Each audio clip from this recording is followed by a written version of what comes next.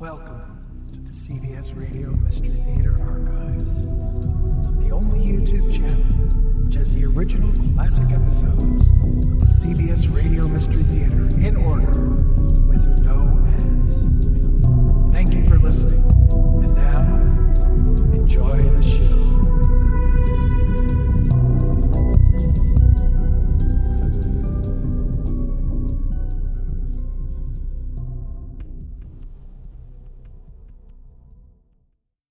The CBS Radio Mystery Theater presents...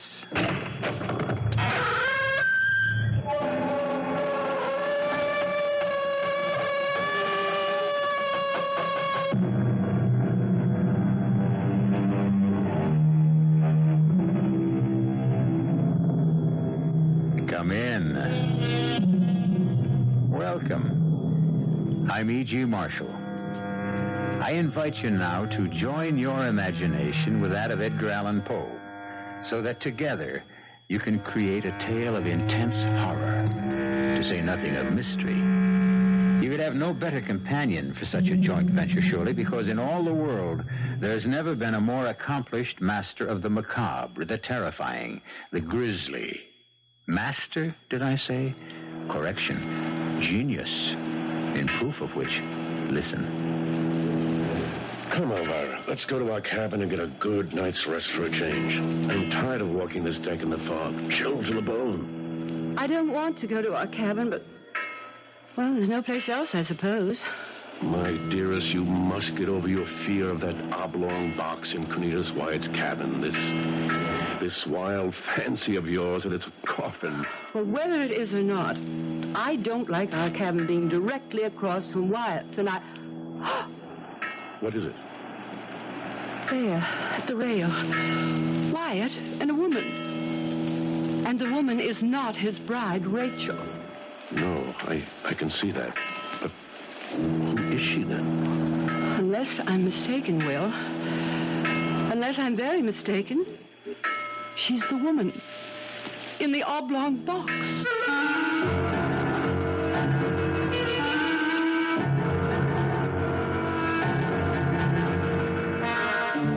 Our mystery drama, The Oblong Box, was adapted especially for the Mystery Theater from the Edgar Allan Poe classic by George Lowther and stars Richard Mulligan. It is sponsored in part by Buick Motor Division and Sign-Off, the sinus medicines. I'll be back shortly with Act One.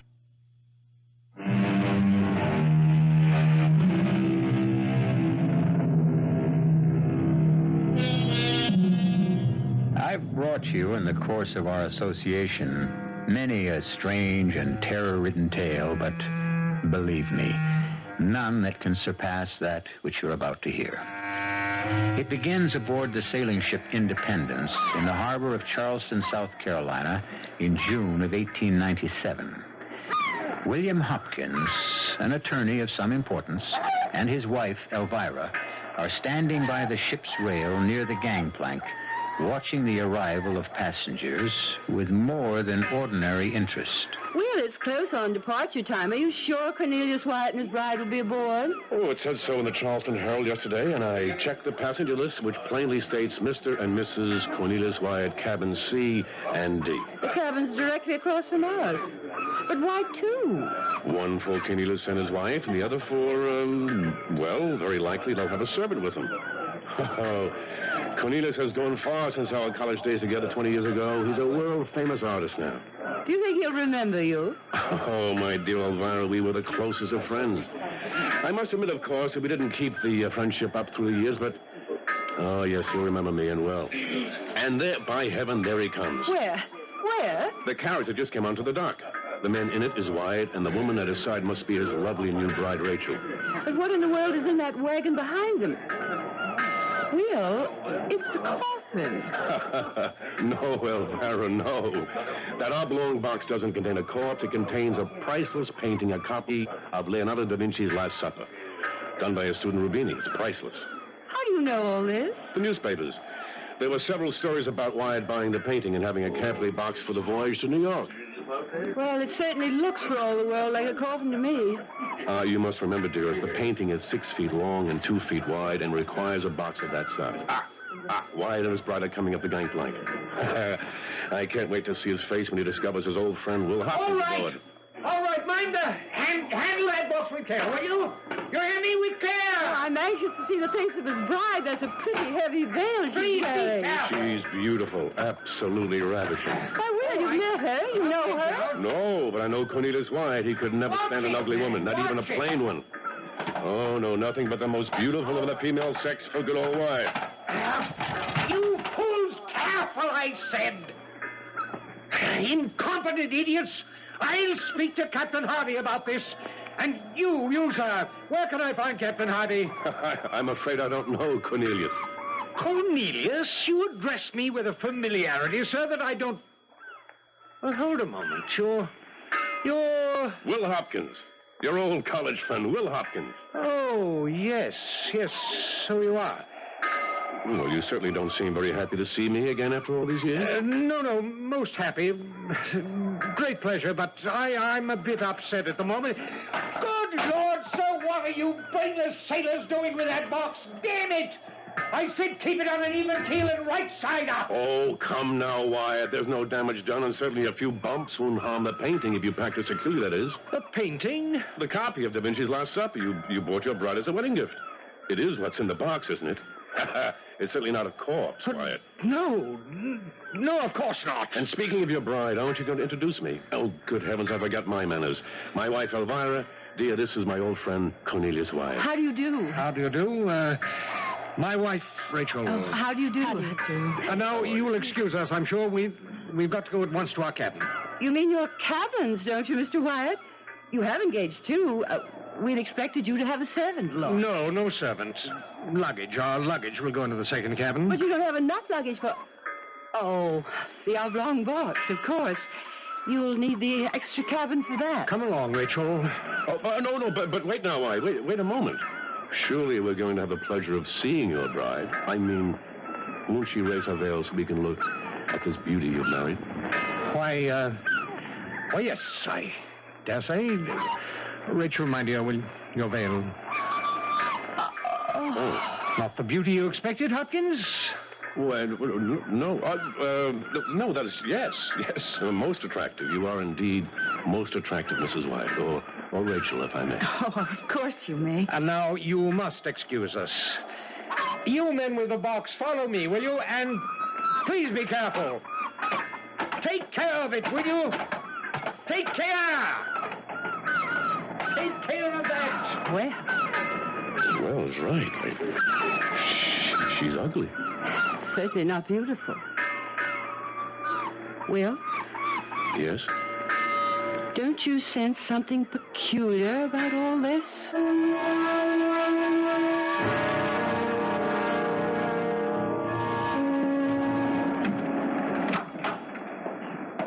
Will? Something wrong, Elvira? The oblong box, it's in their cabin. In the same cabin the Wyatts occupy? Yes. How do you know? Seems to me Wyatt's gone out of his way to keep their door closed at all times. Well, just as I was coming down from my stroll on deck, their door opened, and I saw Rachel go into the other cabin to get something from their luggage, I suppose. And before Mr. Wyatt could close the door, I saw it. The box. But that makes no sense. These cabins are anything but spacious. In fact, they're downright tiny. That box must occupy practically the entire cabin. Well, it does. That's why it took Mr. Wyatt some moments to close the door. He nearly fell over the box. Well, this is the damnedest thing I've ever heard. They engage 2 cabins and use the extra one for only a couple of pieces of luggage and keep the box in their cabin. Well, it's idiocy, unless... Yes? That must be it. The painting is so valuable. In fact, Elvira, it's beyond price. Wyatt wouldn't even run the risk of letting it out of his sight, which reminds me... What do you say we have a look at it? You mean ask to see it? Of course. I'm not much on art masterpieces, but, well, a copy of The Last Supper done by one of Da Vinci's own pupils. Something to see, Elvira. Come along. Well, Will, are you sure? I mean, yes, I'd adore seeing it, but, well, your friend Mr. Wyatt wasn't exactly friendly, you know. Oh, nonsense. Come along. Old Wyatt was in a bit of a stew, that's all. What is it? Your old friend, Will Hopkins, Wyatt. What do you want? Well, nothing, Wyatt. Nothing at all, if you're going to continue to be so standoffish. No, I didn't mean to. I'm sorry, Hopkins. Really, I am. It's just that... Well, I've had a good many problems these past few weeks, and my nerves are a bit raw, I'm afraid. I'm truly sorry. No, I am. Sorry I said what I did. After all, I ought to know you better. I would ask you and your wife in, but as you can see, there's scarcely room to move about because of the box. Oh, that's what we came about, Mr. Wyatt. Meaning what, Mrs. Hopkins? Why, Will thought you wouldn't mind if we had a look at the painting. Oh, I see. And can we? No, I'm sorry. It's out of the question. You see, I had to adopt extreme precautions in creating it, especially to guard against the dampness of a 6-day voyage to New York. The box is sealed. If I remove the lid, the seal will be broken. Sealed? You don't say. With melted wax. Believe me, I'd be more than glad to show you the painting, old friend, but it simply can't be done. Oh, I understand. I'm sorry. It must be that way, Hopkins, but that's the size of it.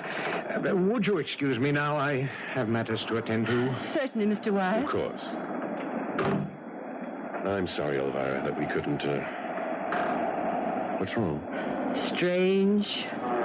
Very strange. Oh, now, will you stop? There's nothing strange about not wanting to open a box he's gone to infinite pains to seal with melted wax. But it isn't sealed with melted wax or anything else. What do you mean? You didn't smell it? Well, now you mention it, there was an odor of some sort. Yes, an odor of some sort.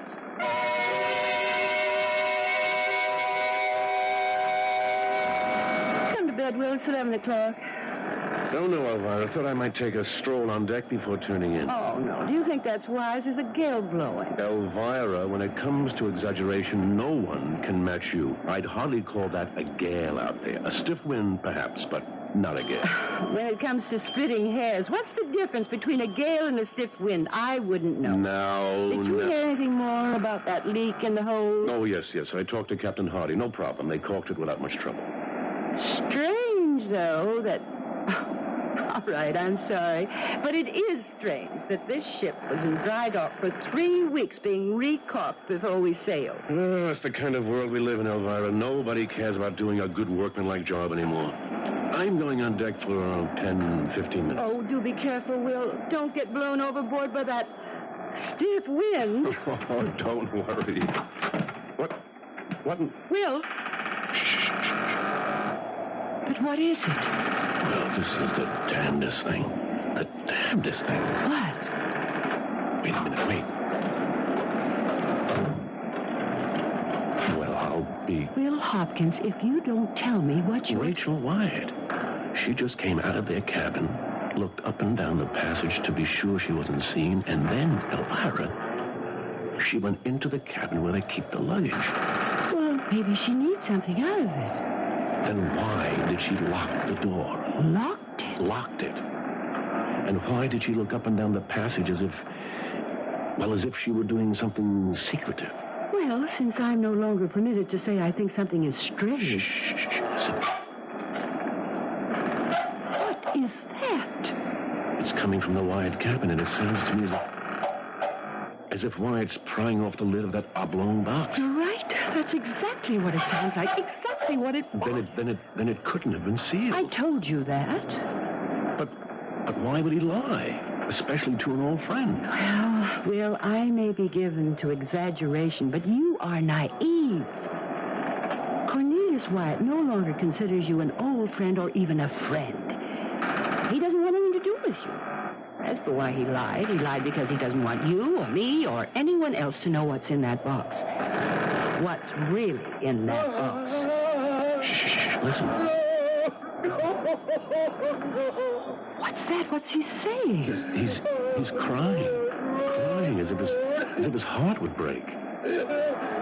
Kill me. Please. terrible. Poor Wyatt. He's in agony, Elvira. Yes, I can hear him. Poor man. Will, what is he crying over? It can't be the painting, even if it had been damaged when those sailors bumped the box. Elvira, it can't be that. It isn't. Isn't? I told you I've had this feeling all along. This sense of something. You know. And now I'm sure. It isn't a painting that's in that box, Will. It's a corpse. A corpse? And the question that I've been asking myself all along is, whose corpse?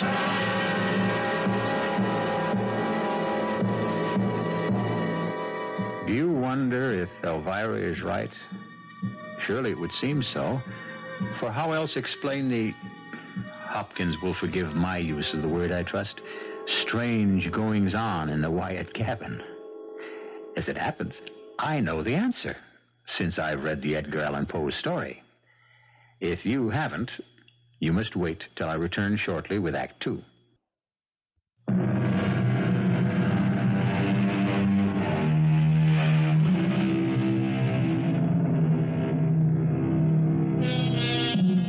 Well, now, where were we? Oh, yes. The Hopkins, Elvira, and Will are totally baffled and just a bit uneasy about the curious actions of Cornelius Wyatt and his bride, Rachel.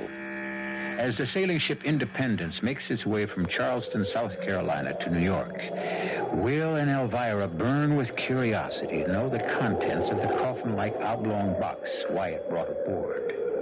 Rachel has spent the entire night in the other cabin. Now, what kind of way is that for a newly married couple to act? Her in one cabin, him in another, sobbing and crying his heart out all night long. Maybe they had an argument, a lover's quarrel. Well, you don't believe that, and neither do I. She didn't act as if they'd quarreled when she came out of the cabin, did she?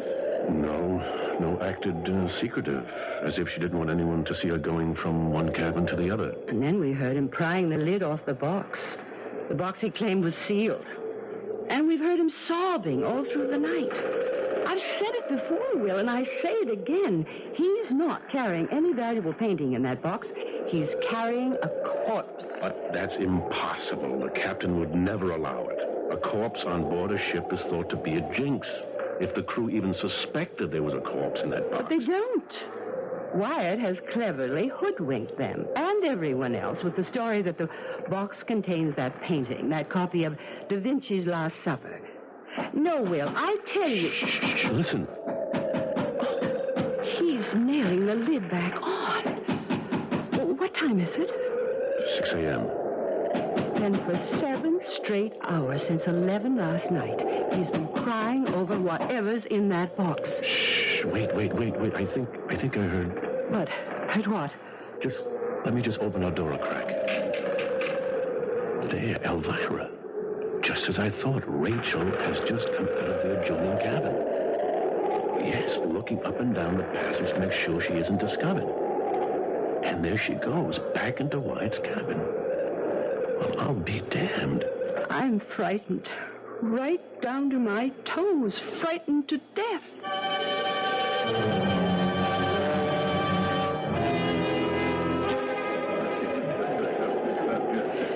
Will, how can you eat, and so ravenously? Because I'm hungry. What did we come up to the dining saloon for if not to have a good breakfast? Well, I can't touch a thing.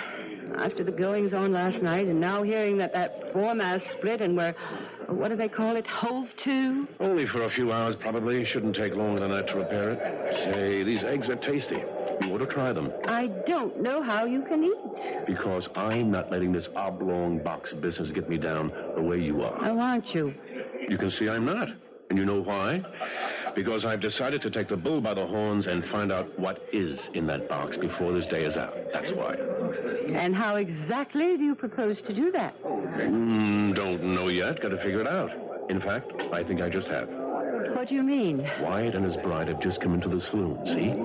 Yes, and they've seen us. They've changed direction and headed for that table way over in the corner instead. Listen, I'm going down to their cabin while they're having breakfast, and I'm going to find out what's in the box. Oh, no, you can't do that, Will. What if they discover you? That's where you come in. You're going to see to it that they stay right here in the dining saloon till I get back. Well, how can I possibly Just go over to their table and start a conversation and keep it going till I return. Will, I can't. You can. They're just ordering breakfast, all right? All right. I'll be back in 20 minutes or so.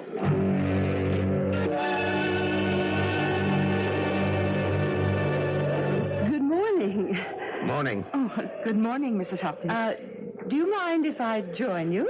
Why, Well, Will's going for a walk on deck, and I couldn't possibly face that gale out there. I suppose you heard about the foremast splitting during the night. Oh, did it? Well, no, we hadn't heard. Oh, it's nothing to worry about, Will says they'll have it repaired in a matter of hours. Mr. Wyatt, you're not leaving. Yes, excuse me. But you haven't even started your breakfast. I'm not hungry. Anything but hungry. But, Mr. Wyatt... Oh, dear.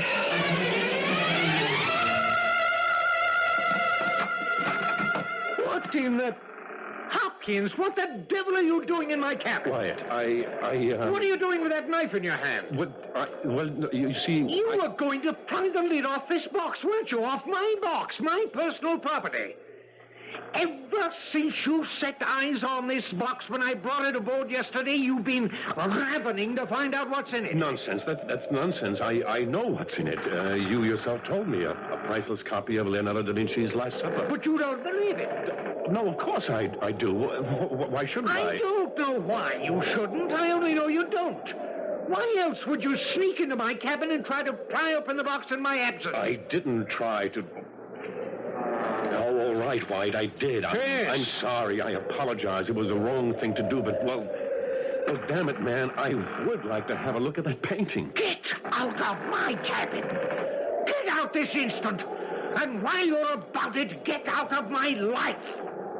Why, you don't mean that. Surely you wouldn't dissolve a friendship such as ours because of... What friendship? I haven't seen you in 20 years. But we were such good friends in college. Whatever we may have been, we no longer are. Now get out, Hopkins! Get out!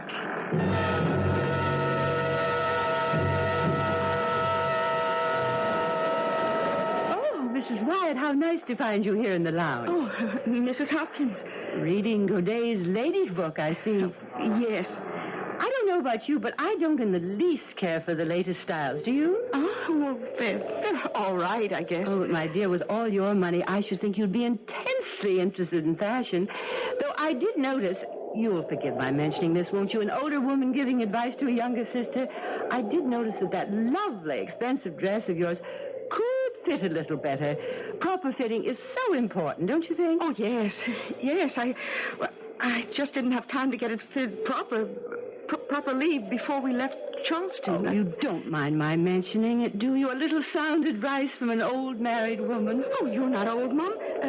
Mrs. Howe, I mean old married. Married many more years than you and Mr. Wyatt. In fact, you're not married even a week, are you? Oh, a few days is all. Happy days, I'm sure. Oh, yes. And night? Mr. Wyatt. Mrs. Hopkins? Your dear wife and I were just discussing... I would prefer, Mrs. Hopkins, that my wife and you discuss nothing, either now or at any other time. Why, Mr. Wyatt... I have already made plain to your husband, as I'm sure he will inform you, that I no longer consider him my friend and wish to have nothing whatever to do with him. And that, madam, applies to you as well. Come, Rachel. Yes, sir. I mean, Cornelius.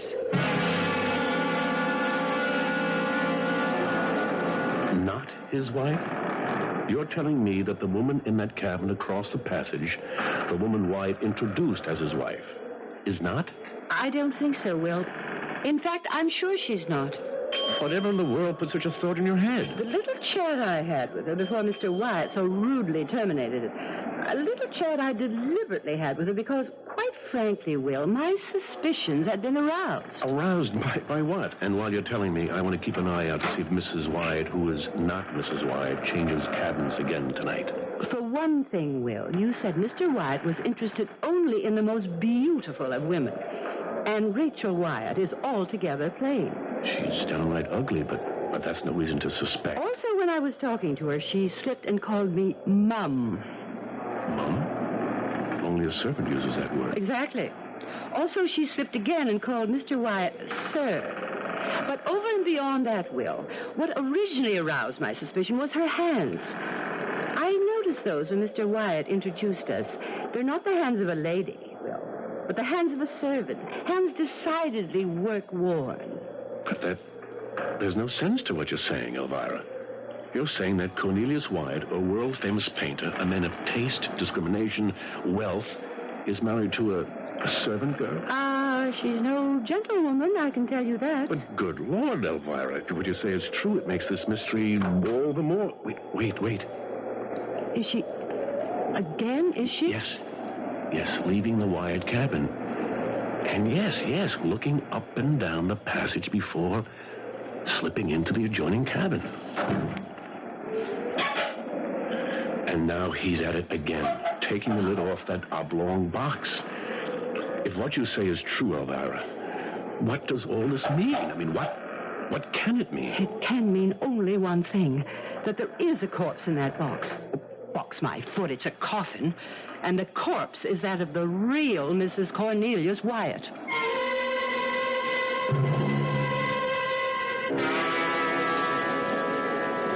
We'll come to bed. It's no affair of ours. Maybe not of yours, but it is of mine. If Wyatt's in some sort of trouble, if he needs help and for one reason or another is shy of asking for it, it devolves upon me as his friend to assist him in any way I can. After what he said to you and me... Oh, one must make allowances if the trouble he's in is so serious, so unbearable, so... Elvira, I'm going over there. To his cabin? Oh, Will, surely not. Yes. Well, it's 3 o'clock in the morning. I don't care what time it is. It's the least I can do, the very least. Will, listen. I'm going over there, I tell you. All right.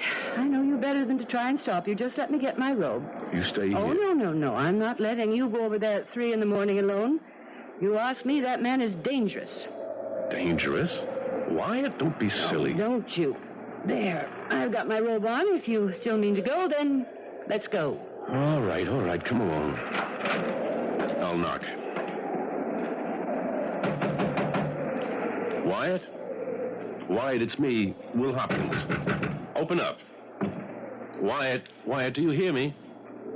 It's very quiet in there, not like last night when he spent the whole night crying and sobbing and carrying on like I don't know what. Wyatt, let's go in, Elvira. Will, the cabin's empty. And so is the box. What? Look, the box is open and there's nothing in it. Neither a painting nor a corpse.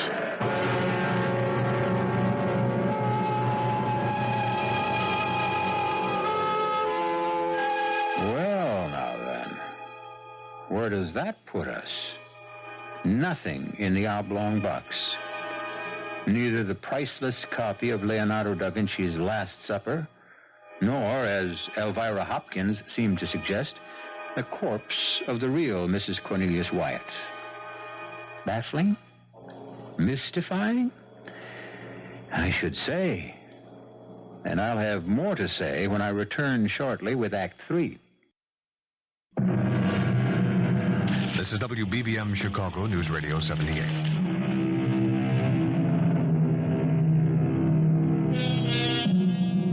Surprise. Shock is the word to describe the feelings of Elvira and Will Hopkins when they discover that the coffin-like oblong box contains neither that priceless painting nor a corpse. My bump of curiosity is as fully developed as anyone's, I'd say, and frankly, at that point, I'd have dropped the whole business. But not Elvira and Will Hopkins. Not only had their curiosity been sharpened to a keen edge, but, as Will said... Wyatt's in trouble, Elvira. Serious trouble. But there's nothing in the box, so why do you think he's in trouble? Because there was something in it, and whatever it was, he acted, well, damn strange. He said it contained a valuable copy of Da Vinci's Last Supper. and he couldn't open it because it had been sealed against the sea air with melted wax. But he's opened it each night since we left Charleston. And has sobbed his heart out all night long. Whatever he was sobbing over was in this oblong box, and it isn't here now. Where is it? And where's Wyatt at this hour of the morning? 3 a.m.? I tell you, he's in trouble. I feel it in my bones. Will, someone's coming. Rachel, Mrs. Wyatt from the other cabin. If she is Mrs. Wyatt, which I doubt. What are you doing here, Mr. Wyatt's my husband's cabin? The box! The box! What about the box, Mrs. Wyatt? Empty! Oh, God, I knew it! I knew it! You what? He's gone mad. I knew he would. In my soul, I knew it. Now he has. God, he has. Why do you think that? The box! The empty box! What about the empty box? I can't bear it anymore. I can't. Here. Now, Mrs. Wyatt, try to control yourself. He's mad. Gone mad. He's gone mad. I'm sorry, but you must pull yourself together if you want us to help you. Help me. You can't help me. You can't help him. It's too late. It's too late. His mind is broken. But why? Because of what? Oh, leave me alone. Please, leave me alone. Will, I think we'd better find Captain Hardy. I think we better find Wyatt. I'm going up on deck to see if I can locate him. I'm coming with you. Cold and windy up on deck. Maybe you better stay here. Right now, Will, I'm not staying alone anywhere.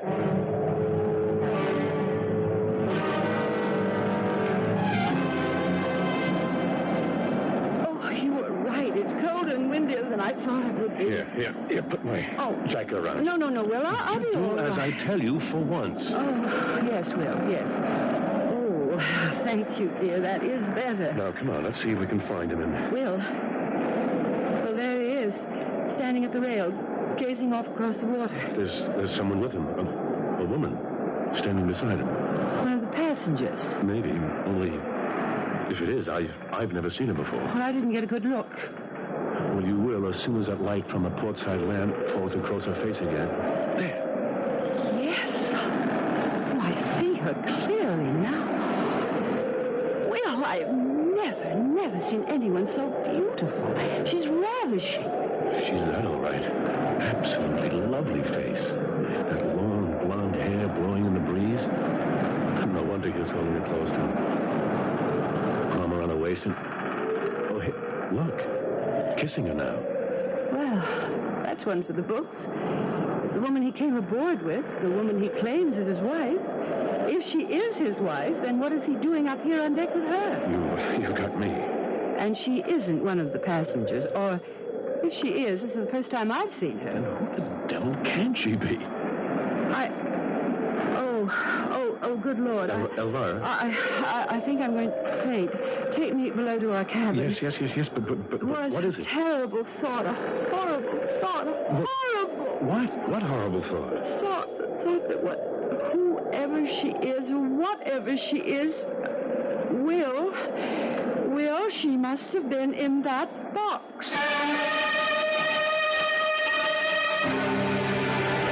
Madness. Absolute madness, Elvira, to even think such a thing. Why, you sound as insane as Rachel Wyatt says he is. The woman in that cabin is not Rachel Wyatt. Oh, come now, Elvira. The truth, the plain, simple truth, staring us in the face is that the woman on the deck with him is the real Mrs. Wyatt. Or was. Oh, don't tell me again. Just please don't tell me again what you think. Elvira, it's too horrible. Someone at the door. 3:30 in the morning. Yeah, thank you. What is it?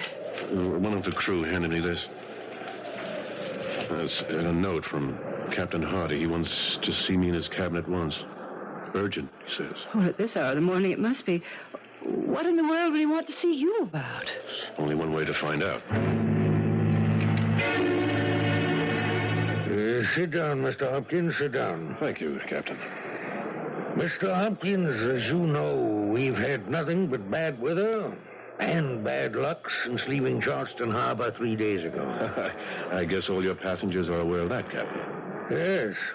We sprung a seam, the foremast developed a bad crack, There have been other problems which, frankly, I've concealed from the passengers so as not to alarm them. It's understandable, but... I will tell you in all confidence, Mr. Hopkins, in confidence, man, that we couldn't manage to caulk that seam properly in these heavy seas. It's getting worse. Even worse, the repair to the foremast isn't holding.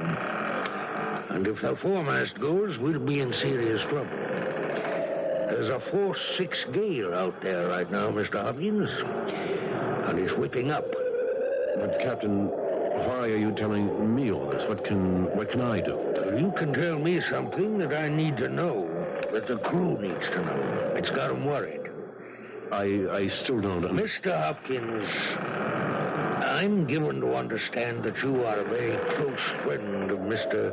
Cornelius Wyatt's. Mr. Hopkins, what is Mr. Wyatt carrying in that oblong box? Why, a copy, a priceless copy of The Last Supper by Leonardo da Vinci. Have you seen it? No.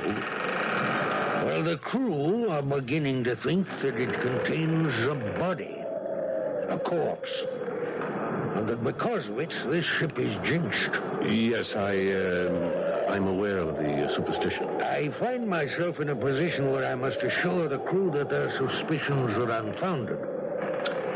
Accordingly, I ask you to go to your friend at once, now, and get from him the truth of what is in that oblong box. If it's the painting, well and good. And if it's a corpse? Well, then I shall be well within my rights as captain of this vessel to take proper action. And that would be? To consign the body to the sea. For God's sakes, Elvira, what sense is there in asking Wyatt to show me what's in the box when he's damn well going to refuse? And when we've got a pretty good idea of what is in the box? Then you agree with me finally. You think it's a corpse. I don't. I think it's the woman we saw on deck with Wyatt. And you know the thought that crossed my mind about that. A thought too horrible, just too revolting, gruesome even to contemplate. Who would take a corpse on deck? Who would make love to a corpse? A madman would. A man who'd gone out of his mind. Will,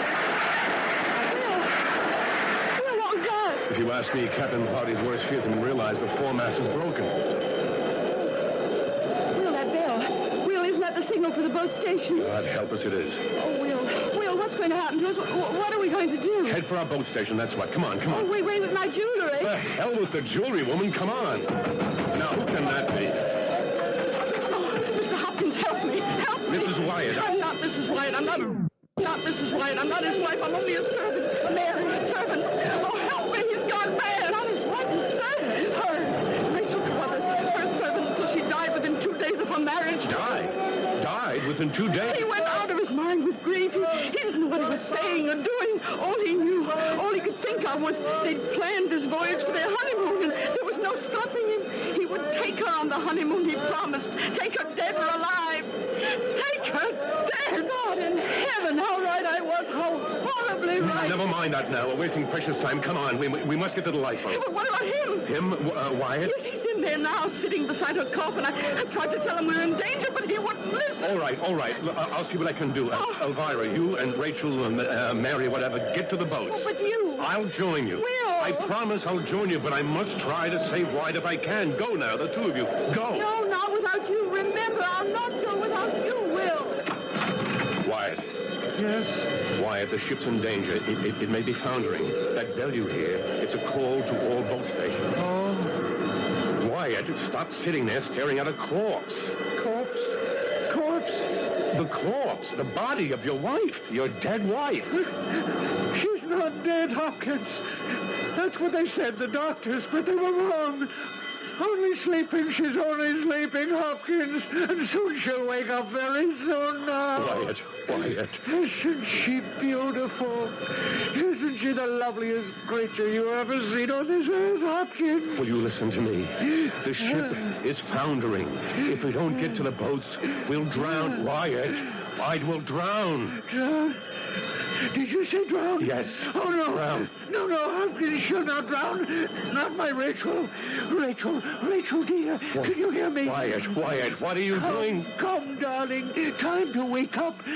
Sweetheart. In heaven's name, man, she's dead. Rachel. Dead, do you hear me? I can't wake her.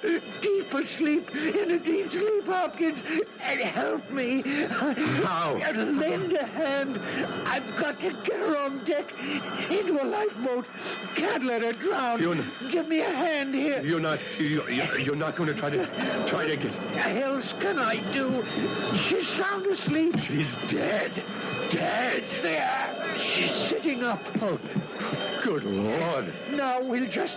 Hopkins, if you'll only just please help me to get her out of this box. Wyatt, come to your senses. There. She's on her feet. Oh, my Lord. In a deep sleep. But that's all right. I'll walk her. We'll walk her up to the boat's gate. Get your arm around her, Hopkins, on the other side. No. Hopkins, I can do this alone, but it would help if you... No. Damn it, Hopkins! Will you please? No!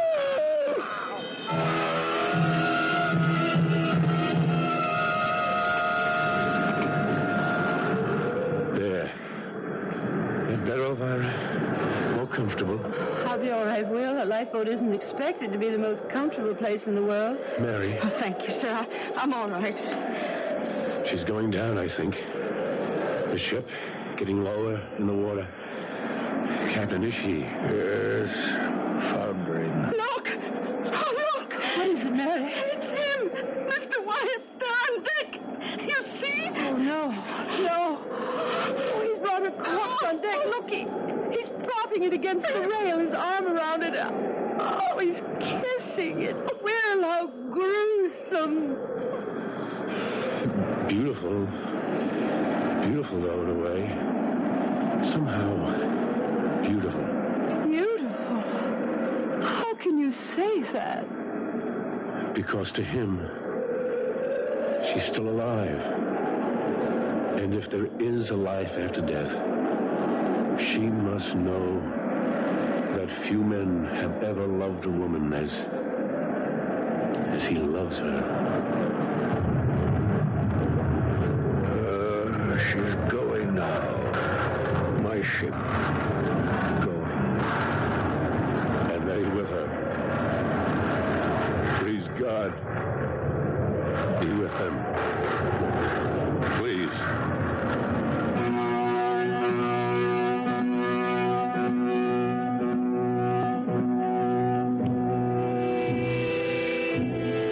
I hope you enjoyed the Oblong Box. And if you did, we'll think for a moment on the memory of Edgar Allan Poe, to whom we owe the macabre pleasure of the last hour. Like Oscar Wilde's, his was a life of torment that came to a tragic end. Yet, out of the crucible of his torment and tragedy came infinite pleasure for others.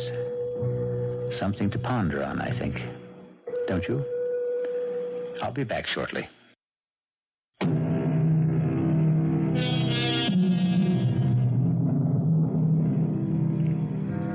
I heard recently that a little cottage on the Grand Concourse in the borough of the Bronx, New York City, is to be torn down. Why?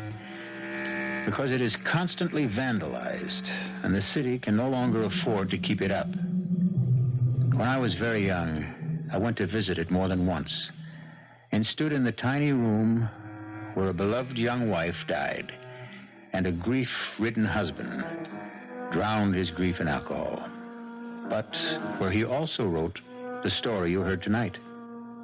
I say no more. What more is there to say? Our cast included Richard Mulligan, Grace Matthews, Bryna Raeburn, and Kurt Benson. The entire production was under the direction of Hyman Brown. And now, a preview of our next tale. Go on. I don't know that I can. I've never understood what made these people what they were, but this I know. There are angels on this earth and there are devils, and you, madam, I say it to you, even in your dying moments, you are a devil. I don't blame you for looking at me like that. I spoke on impulse. I'm ashamed. Ashamed? You are the first man who has ever dared to... Berenice. Stay away. Stand back. Don't touch me. Only listen. You will be haunted by the magnet that drew you to me. The weapon with which I ruined your life and will destroy you. My smile, Ernest. My smile. No. Look at me. Radio Mystery Theater was sponsored in part by Sign-Off, the Sinus Medicines, and Buick Motor Division. This is E.G. Marshall inviting you to return to our Mystery Theater for another adventure in the macabre. Until next time, pleasant dreams.